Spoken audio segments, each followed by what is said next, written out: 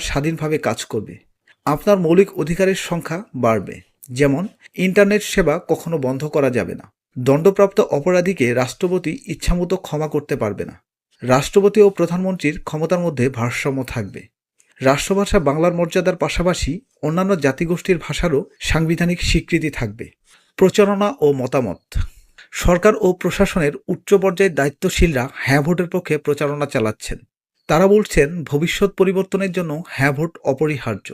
তবে কিছু নাগরিক ও বিশ্লেষক প্রশ্ন তুলেছেন যে অন্তর্বর্তী সরকার কি নিরপেক্ষভাবে গণভোট প্রচার করতে পারে কিনা তা নিয়ে বিতর্ক রয়েছে। বিশ্বের বিখ্যাত কিছু গণভোট। বিশ্বের অনেক দেশ গণভোট ব্যবহার করেছে। যুক্তরাজ্য ব্রেক্সিট, ইউরোপীয় ইউনিয়নে থাকবে কিনা, সুইজারল্যান্ড নিয়মিত বিভিন্ন বিষয়ে গণভোট হয়, নরওয়ে ইউরোপীয় ইউনিয়নে যোগ দেবে কিনা।